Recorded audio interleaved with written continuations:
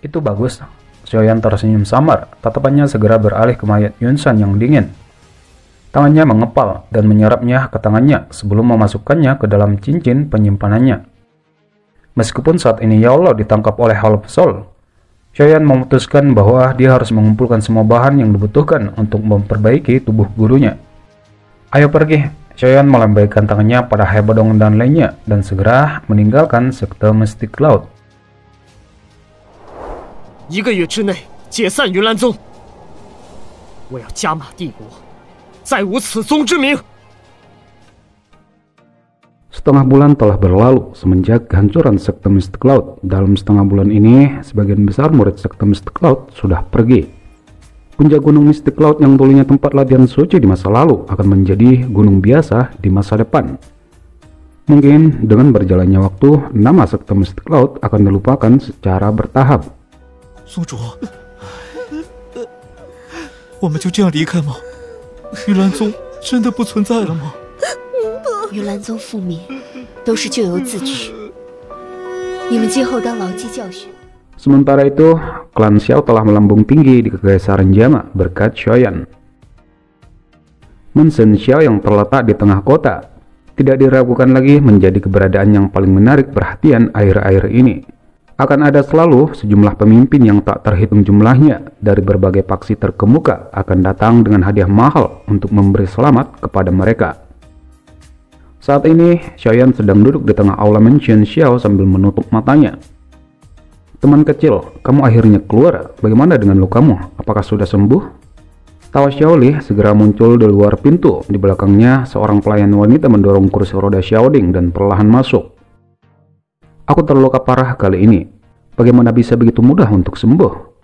Xiaoyan menggelengkan kepalanya dan berbicara dengan pahit. Bagaimana dengan sekte Mystic Cloud? Lebih dari setengahnya telah dibubarkan. Aku pikir mereka hanya bisa bubar 1,5 bulan lagi. Ekspresi Xiaoli langsung menjadi gelap dan dingin saat dia berbicara dengan suara dingin. Itu benar, karenamu reputasi klan Xiao telah melonjak dalam kekaisaran. Ada jumlah orang yang tidak pernah berakhir datang berkunjung setiap hari. Jika ayah melihat ini, kemungkinan dia akan merasa sangat bersyukur. Xiaoyan mengangguk pelan, tinjunya perlahan menegang saat dia berbicara dengan lembut. Saat ini, aku memiliki beberapa petunjuk tentang lokasi ayah, namun kekuatanku masih jauh dari cukup jika aku ingin menyelamatkannya sekarang. Ketika mereka bertiga sedang berbincang, seorang anggota klan Xiao segera masuk mengatakan Haibodong akan segera tiba. Xiaoyan buru-buru bangkit saat dia mendengar ini. Tak lama kemudian, tawa tua Haibodong segera terdengar. Teman kecil, tulangmu memang sangat keras. Aku pikir kamu perlu setidaknya beristirahat selama 1 bulan sebelum memiliki kekuatan untuk berbicara. Ini sangat mengejutkan. Tatapan Haibodong dengan hati-hati menyambut tubuh Xiaoyan setelah duduk di kursi. Sesaat kemudian, kejutan di matanya menjadi takjub. Auramu? Meskipun lukaku sangat serius saat ini, tampaknya itu mengizinkanku menyentuh penghalang level Dou Huang. Jika aku beruntung, aku akan segera mencoba masuk ke level Dou Huang. Lakukan pelatihan yang bagus saat lukamu sembuh total, dan lihat apakah kamu berhasil melakukan terobosan ke level Dou Huang. Haibodong tertawa dan teringat. Setelah itu, dia mengubah nada suaranya dan tertawa. Kamu menyuruh seseorang untuk memanggilku. Apakah ada masalah? Aku ingin tahu, apakah Hailao telah mendengar tentang faksi yang disebut Holop Soul? Ayah dan guruku saat ini berada di tangan mereka. Apalagi setelah mendengar niat mereka, tampaknya mereka sangat tertarik dengan klan Xiao kami. Holop Soul? Haibodong terkejut saat mendengar ini. Aku memang belum pernah mendengar tentang faksi ini di masa lalu, karena mereka sangat misterius. Menurut dugaanku, kemungkinan Holop Soul ini bisa dianggap sebagai faksi yang sangat kuat, bahkan di seluruh benua Douchi. Bahkan sekte Mystic Cloud, mereka hanya bisa dianggap golongan kedua jika dibandingkan dengan benua Douchi. Wajah Xiaoyan tercengang saat mendengar informasi yang belum pernah dia dengar. Sekte Mystic Cloud yang berkeliaran di kekaisaran Jama hanya memiliki posisi seperti itu di wilayah barat laut ini. Haibodong tersenyum saat melihat tatapan tertegun Xiaoyan. Sekarang, sekte Mystic Cloud telah dibubarkan. Kemungkinan kekaisaran Jama tidak akan memiliki faksi yang bisa diandalkan. Xiaoyan mengangkat alisnya saat melihat ekspresi Haibodong. Apakah maksud kata-kata Hailao? Holop Soul tertarik dengan klan Xiaomo. Tidak mungkin bagimu untuk membawa mereka semua dan menyembunyikannya ke pegunungan, karena kamu tidak bisa bersembunyi. Oleh karena itu, kamu memerlukan sebuah faksi yang cukup kuat untuk melindungi klan Xiaomu. Kata-kata Hai Lao memang masuk akal, namun jika aku membagi perhatianku pada hal-hal seperti itu, mungkin itu akan mengganggu pelatihanku. Ada beberapa hal yang tidak perlu kamu lakukan secara pribadi. Tentu akan ada orang yang tepat untuk membantumu mengelolanya. Hai Bodong tersenyum, menatap Xiaoding dan Xiaoli di samping Xiaoyan dan tertawa. Mata Xiaoyan berkibar saat dia melihat sosok Hai Bodong tersenyum. Kalau begitu, aku akan menyusahkan Hai Lao untuk masalah ini, membantuku menghubungi ketua Fama dan pemimpin beberapa klan besar lainnya begitu aku benar-benar pulih. Hai Bodong tertawa dan mengangguk saat mendengar ini. Dia akhirnya percaya bahwa langkah kakek Xiaoyan seharusnya tidak berhenti di Kekaisaran Jama. Benua Duchi sangat besar akan menjadi tempat baginya untuk bermain. Selama masa tenang pemulihan Xiaoyan, sekte Mystic Cloud akhirnya benar-benar dikosongkan. Sekte yang telah mendominasi kerajaan Jama selama beberapa ratus tahun benar-benar telah menghilang dari kekaisaran ini. Sementara itu, di dalam keluarga kerajaan, Jialao dan Putri Yaoye duduk di sebuah aula sepi. Yunyun telah memecat semua murid dari sekte Mystic Cloud, dan mereka hanya akan menjadi sejarah dalam kekaisaran Jama. Yaoye berbicara dengan lembut. Jialao mengangguk sedikit, tatapannya menerobos jendela dan menyapu ke arah tertentu di ibu kota sebelum bergumam. Meskipun kita telah menyingkirkan harimau ganas ini, harimau lain yang lebih kuat pun telah tiba. Aku bertanya-tanya, apakah ini berkah atau kutukan bagi keluarga kerajaan Jama? Selain itu, aku telah menerima kabar. Aku takut Xiaoyan akan berniat mendirikan sebuah faksi. Katakan padaku, apa yang harus kita lakukan tentang ini? Ekspresi Yaoye juga menjadi jauh lebih parah saat dia mendengar ini. Beberapa saat kemudian, dia berkata, Xiaoyan adalah orang yang akan mengembalikan rasa hormat jika seseorang menghormatinya. Kita seharusnya tidak hanya menghentikannya membentuk sebuah faksi, tapi juga harus mendukungnya. Percayalah, kakek buyut tidak akan kecewa. Kamu begitu percaya diri padanya? Wajah Jialao mengungkapkan ungkapan yang aneh. Dia menyapa wajah cantik Yaoye sebelum tiba-tiba berbicara. Yaoye, jangan bilang bahwa kamu naksir pada orang kecil itu.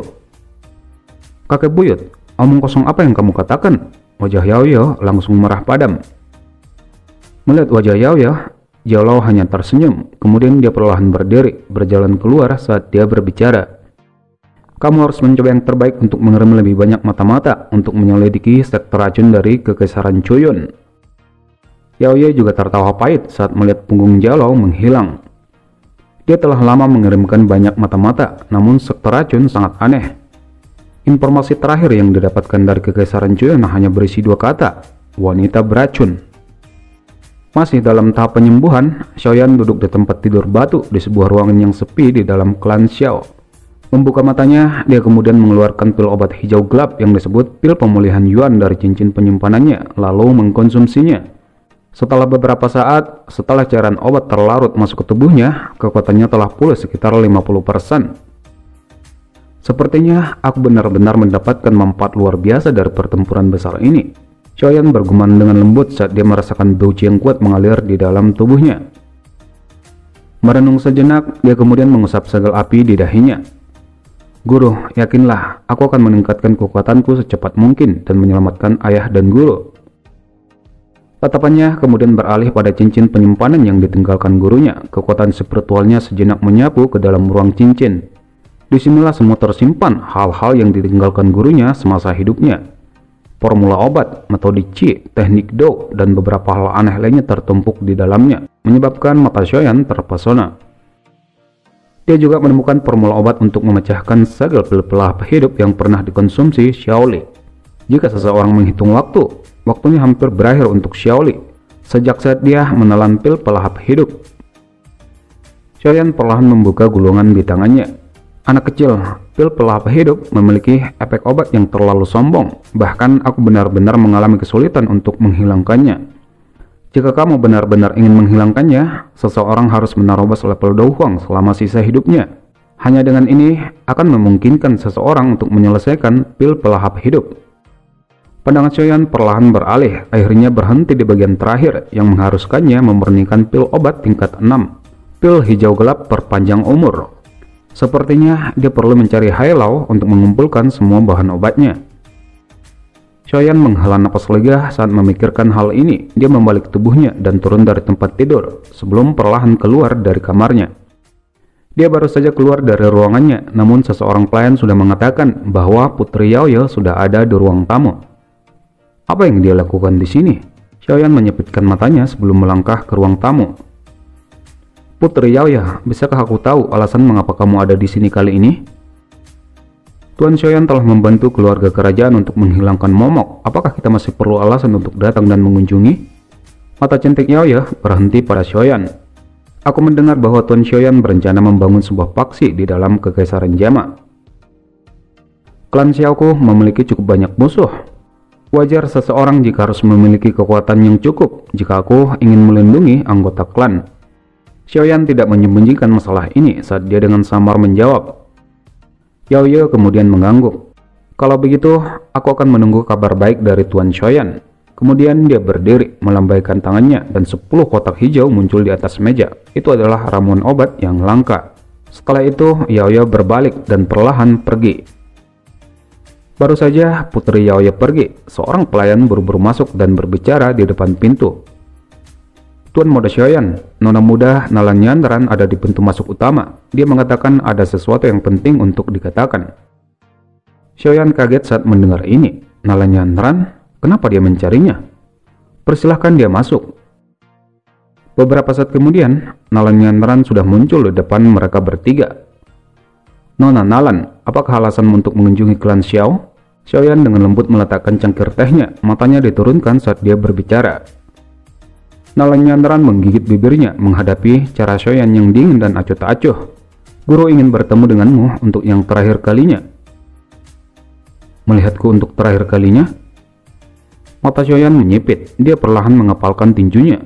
Sebaiknya kamu tidak memberitahuku bahwa dia telah melakukan sesuatu hal yang bodoh. Alis Nalan Nyandran merajut mendengar ini. Guru tidak akan melakukan hal seperti itu. Ikuti aku jika kamu mau menemuinya. Kamu mungkin tidak memiliki kesempatan di masa depan jika kamu tidak mau. Nalan Nyandran tidak menunggu Xiaoyan membalasnya setelah dia berbicara. Dia berbalik dan keluar dari mansion klan Xiao.